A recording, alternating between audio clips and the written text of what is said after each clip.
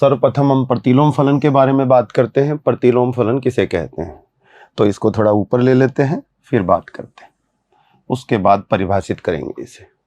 तो प्रतिलोम फलन के लिए एक फलन लेते हैं अपन जो ए से बी में परिभाषित हो। फलन का नाम मैंने लिया एफ। ये ए समुच्चय, ये बी समुच्चय, 1 2 3 अवयव, 4 5 6 और 7 अवयव इसमें लिए। 1 का संबंध 2 4 के साथ, 2 का 5 के साथ, 3 का 6 के साथ। तो देखिए बच्चों, आपने इस प्रकार से इस फलन को परिभाषित किया है कि 1 का प्रतिबिंब 4 हो गया, 2 का 5 हो गया, 3 का 6 हो गया, 7 का पूर्व प्रतिबिंब कोई नहीं है, आप देख पा रहे हैं।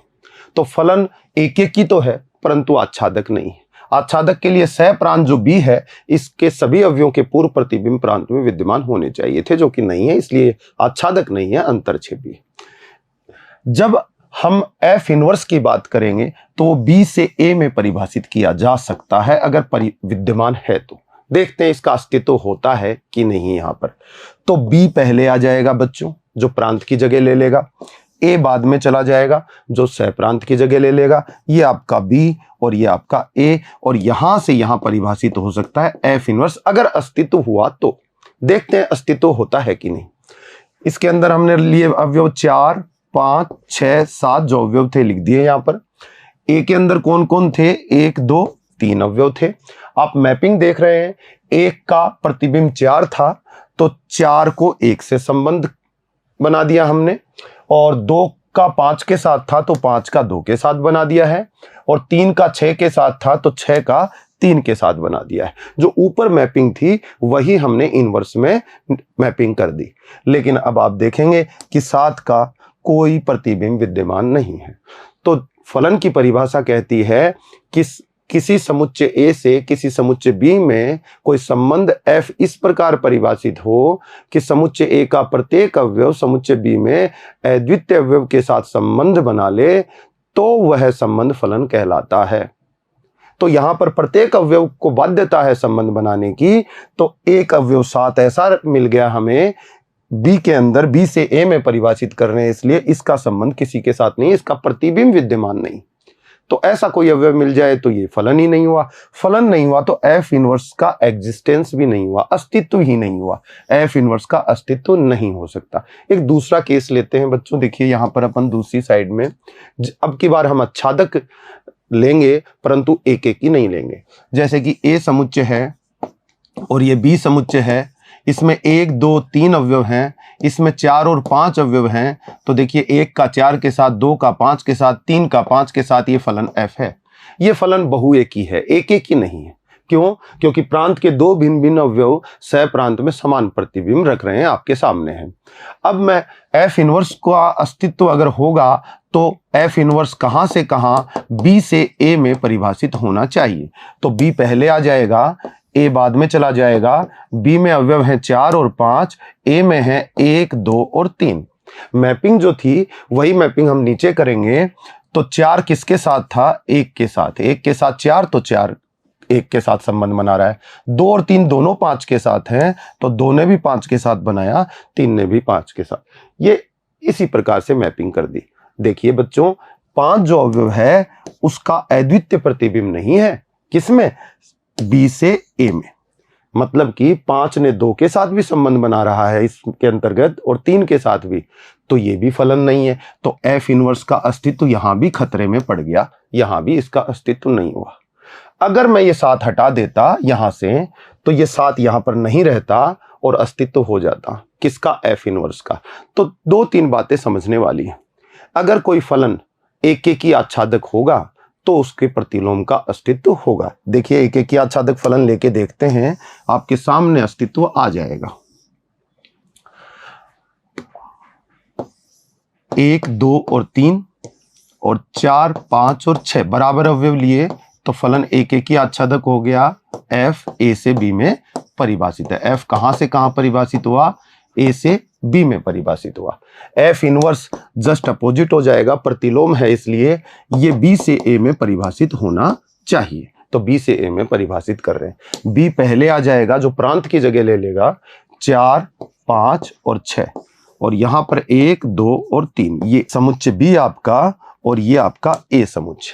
तो बच्चों देखिएगा, 1 का 4 के साथ था तो 4 का 1 के साथ संबंध बना दिया, 2 का 5 के साथ था तो 5 का 2 के साथ बना दिया, 3 का 6 के साथ था तो 6 का 3 के साथ बना दिया।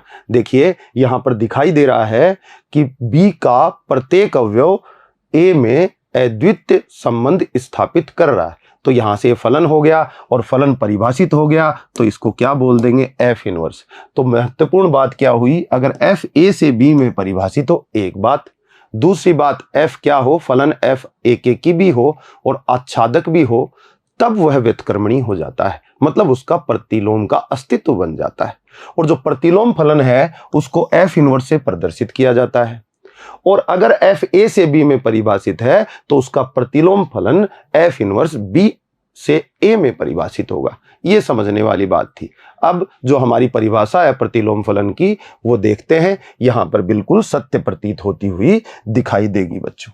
हमारी प्रतिलोम फलन की परिभाषा ये देखिए, ये रही, क्या कहता है, यदि फलन एफ ए से बी में परिभाषित हो, ए के की हो और आच्छादक हो, दोनों चीजें हो जो अभी अपने सीखा था। उसके बाद कहता है अगर ऐसा हो तो एफ व्युत्क्रमणीय होगा अथवा प्रतिलोमीय होगा, इन्वर्टिबल बोलते हैं इंग्लिश में। कहने का मतलब अगर एक की आच्छादक है एफ तो उसके प्रतिलोम का अस्तित्व होगा। प्रतिलोम का अस्तित्व कब होगा, जब फलन प्रतिलोमीय हो या फिर व्युत्क्रमणीय हो। व्युत्क्रमणीय हो तो व्युत्क्रम निकलेगा, मतलब प्रतिलोम निकलेगा। ये बात यहां पर ये कही गई है। आगे कहता है कि एफ का प्रतिलोम फलन एफ इनवर्स होगा, जो समुच्चय बी से समुच्चय ए में परिभाषित होने वाला वह फलन है जिसके अंतर्गत समुच्चय बी का कोई अवयव बी एक अद्वितीय अवयव ए के अवयव से संबंध बना लेगा। तो ये परिभाषा अब बिल्कुल आपको क्लियर हो गई होगी। जैसा कि आपने नीचे देखा कि एफ ए से बी में परिभाषित है तो उसका प्रतिलोम कब निकलेगा, जब वो एक की आच्छादक होगा। प्रतिलोम का अस्तित्व हुआ तो एफ इनवर्स कहां से कहां, कौन से समुच्चय से कौन से समुच्चय में परिभाषित होगा, बी से ए में परिभाषित हो जाएगा। तो ये इसकी परिभाषा हुई जिसे आप नोट डाउन कर सकते हैं बच्चों। अब इसका एक उदाहरण लेते हैं, किस तरह से किसी फलन का प्रतिलोम निकाला जाता है उसके बारे में बात कर लेते हैं। अनिवार्य स्थिति क्या हुई, फलन एक की आच्छादक होना चाहिए बच्चों। देखिए एक उदाहरण लिया, समुच्चय ए लिया, समुच्चय बी लिया, इसमें ए बी सी 3 अवयव लिए, बी में 1 2 3 अवयव लिए। क्रमित युग्मों के रूप में फलन को प्रदर्शित किया जा सकता है। यानी ए जो है वो 1 के साथ संबंध बना रहा है तो a, 1 पहला क्रमित युग्म। दूसरा क्रमित युग्म बनेगा b का 2 के साथ संबंध बताएगा, 2, b, ये आपका क्या हो गया, b, 2 हो गया। फिर c, 3 तो c, 3 हो गया। 3 आपके क्रमित युग्म बने क्योंकि 3 ही संबंध दिखाई दे रहे हैं, तो इसको आपने क्रमित युग्मों के रूप में बता दिया। फलन कौन से समुच्चय से, ए से बी में परिभाषित है, तो फलन लिखते टाइम हम ये बताते हैं उसका प्रांत क्या है और उसका सह प्रांत क्या है। ठीक है, अब फलन एक की आच्छादक दिखाई दे रहा है तो परिसर और सह प्रांत बराबर हो जाएंगे।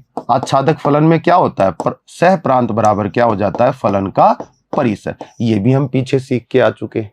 अच्छा, ये क्या कहता है, एफ ए इक्वल टू 1, यानी कि फलन एफ के अंतर्गत ए का जो प्रतिबिंब है वो 1 है, फलन एफ के अंतर्गत बी का प्रतिबिंब 2 है, फलन एफ के अंतर्गत सी का प्रतिबिंब 3 है। यहां पर भी आप देख पा रहे हैं ए का प्रतिबिंब 1, बी का 2 और सी का 3।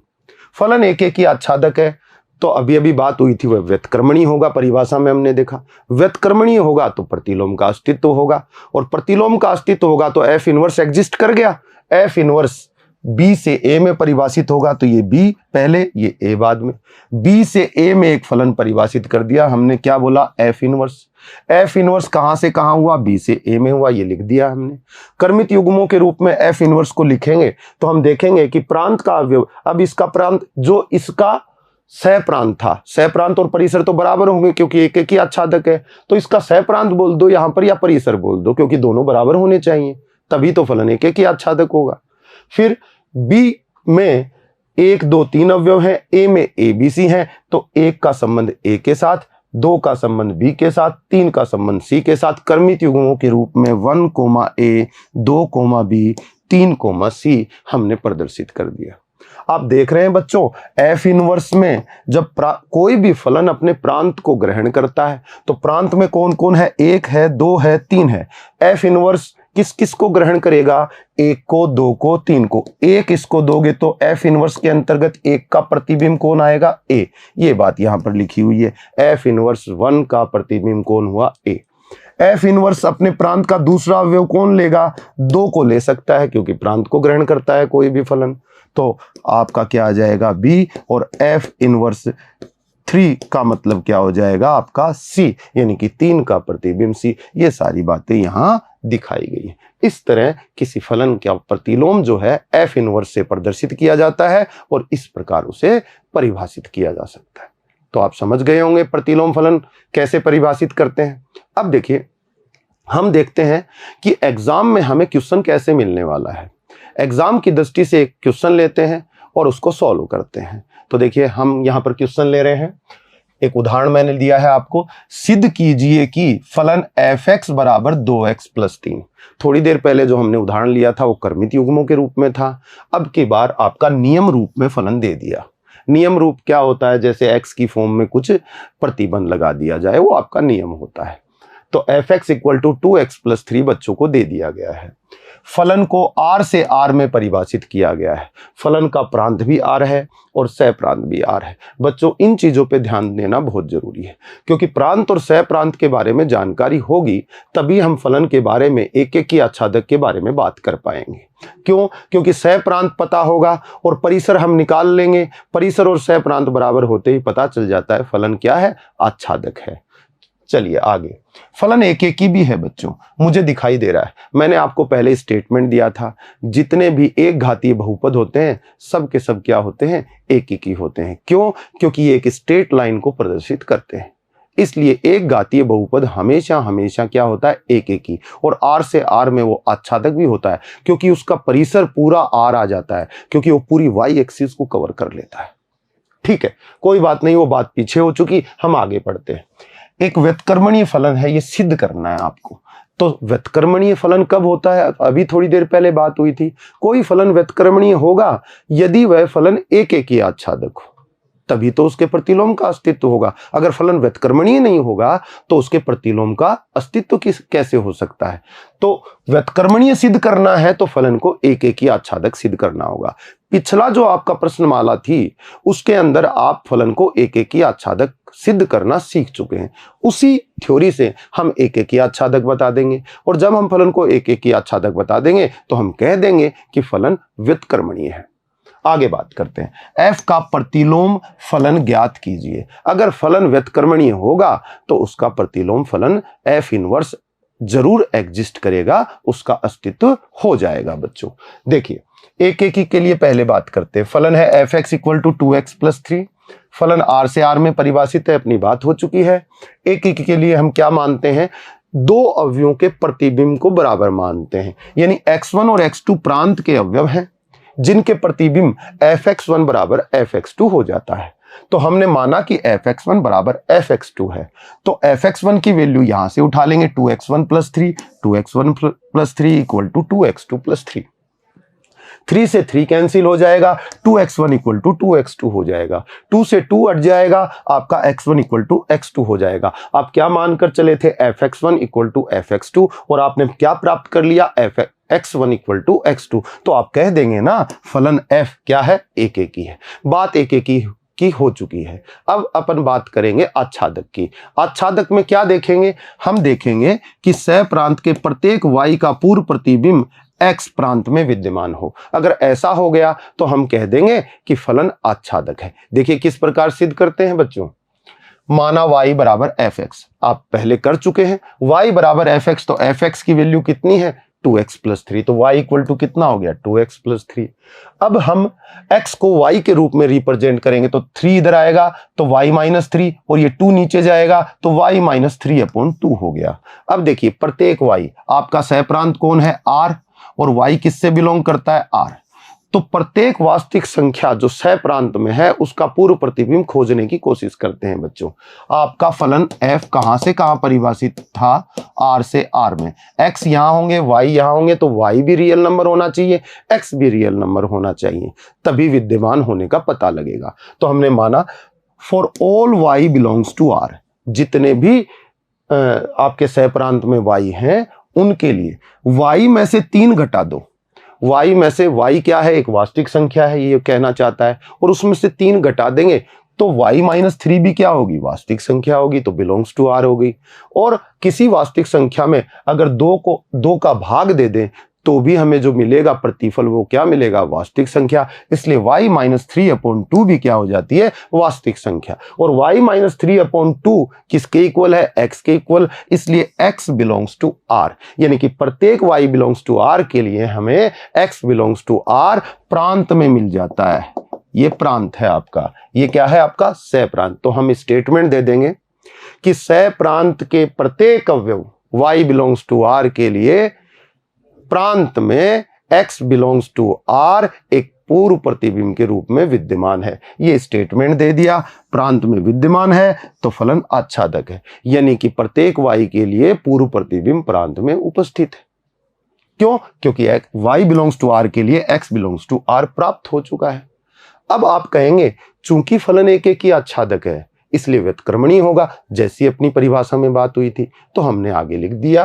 अब चूंकि फलन f एक ही है तथा आच्छादक है तो फलन f व्युत्क्रमणीय होगा, और फलन व्युत्क्रमणीय होगा तो उसका व्युत्क्रम मतलब उसका प्रतिलोम अस्तित्व में आ जाएगा। तो हम कहेंगे f के प्रतिलोम फलन f इनवर्स का अस्तित्व होगा। अब हम प्रतिलोम फलन ज्ञात करके बताते हैं। वो ज्ञात करने की विधि देखिए, जैसा आच्छादक में करते थे, y equal to f x मान लिया आपने, तो जब भी देखिए y equal to sine x आपने किया होगा काफी टाइम, साइन जो है f का ही काम कर रहा है। यहां पर साइन क्या है, साइन x एक फलन है, f की तरह ही है। साइन इधर में आएगा तो साइन इनवर्स y हो जाएगा कि नहीं, sine inverse y equal to x हो जाएगा।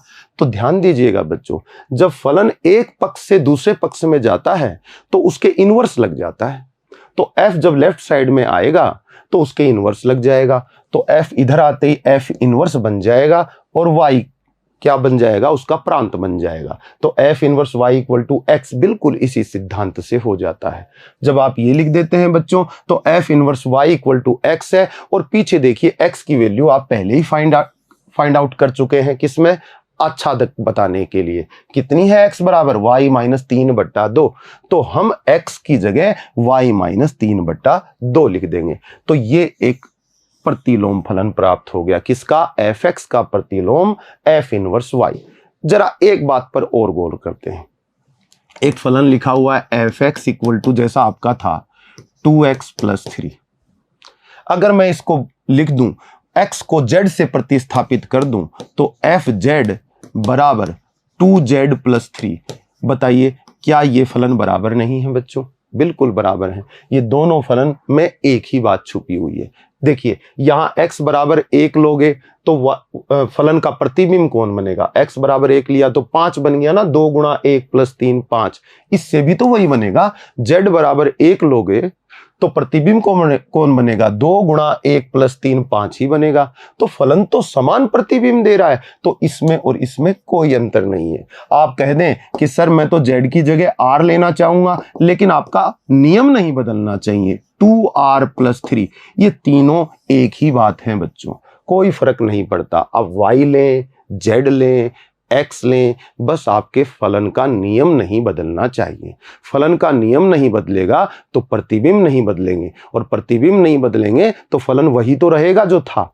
तो बच्चों थोड़ा हमारी आदत है कि जो फलन का जो प्रांत लेते हैं वो हम x रखते हैं। यहां पर क्या आ गया, y आ गया, तो हम लिख सकते हैं ना y को x से, यहां y की जगह x रख देंगे, यहां नियम में भी y की जगह x रख देंगे, तो नियम थोड़ी चेंज हो गया फलन का।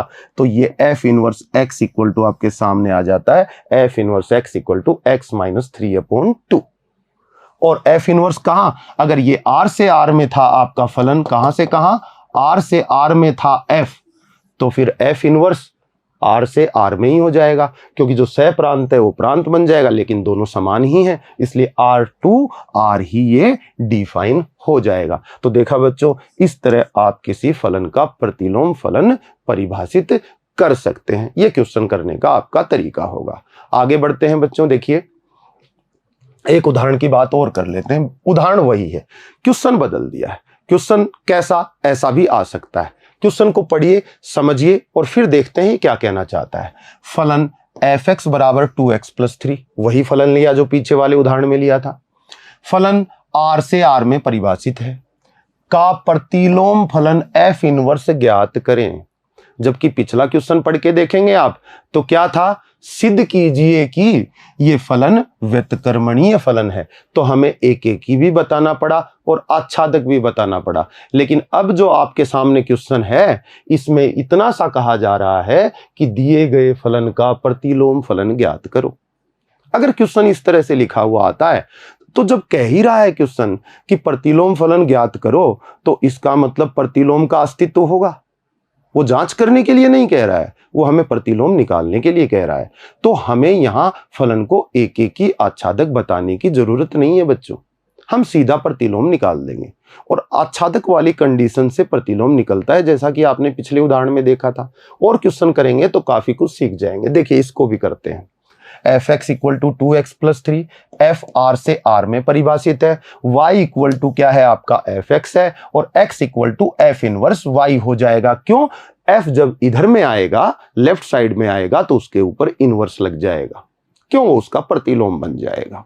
जैसा कि अभी बताया था आपको, साइन दूसरी तरफ जाएगा तो साइन इनवर्स, और फिर साइन इनवर्स दूसरी तरफ जाएगा तो फिर साइन बन जाएगा, f इनवर्स इधर आएगा तो फिर f बन जाएगा। तो इस तरह से ये इसके बराबर हो जाता है। ठीक है, f(x) की वैल्यू कितनी है, 2x + 3 ऊपर रखी हुई है, तो यहां y बराबर f(x) की जगह 2x + 3 आ गया। अब ये स्वतंत्र चर कौन है, x, और परतंत्र चर कौन है, y। हम उल्टा करेंगे। हम यहां कह रहे हैं कि y को x के रूप में प्रदर्शित किया गया है, लेकिन हम जब इसको बदलते हैं तो y x की जगह आ जाना चाहिए और x y की जगह। कहने का मतलब x को y के रूप में प्रदर्शित किया जाना चाहिए। तो हम देखो 3 को इधर में लाएंगे तो y - 3 और 2 नीचे गया, तो x = y - 3/2 हो गया। अब x की वैल्यू देखिए यहां पर आपने ऊपर निकाल के रखी हुई है, कितनी है, f इनवर्स y। तो x की जगह बच्चों ने f इनवर्स y लिख दिया। यही प्रतिलोम फलन हो गया f का, जो अभी निकाला था वही तो है। और बच्चों को अभी बात बताई थी कि y की जगह x रख दो, z रख दो, r रख दो, कोई फर्क नहीं पड़ता। हम किसी फलन का प्रांत x लेके चलते हैं, इसलिए y को x से प्रतिस्थापित कर देंगे। तो f inverse x = x - 3/2, f(x) = 2x + 3 का प्रतिलोम फलन बन जाता है बच्चों। इस तरह से हम किसी फलन का प्रतिलोम फलन प्राप्त करते हैं। तो बच्चों, आज आपने प्रतिलोम फलन की परिभाषा पढ़ी, प्रतिलोम फलन कब अस्तित्व में आता है ये देखा, और उस पर कुछ उदाहरणों को किया। आगे के भाग में हम और इसको बेहतर तरीके से समझेंगे, कुछ क्वेश्चंस लेंगे। उससे पहले हम एक बार आपके संयुक्त फलन की संकल्पना को भी तैयार करेंगे। तो आज के लिए इतना ही बच्चों, धन्यवाद।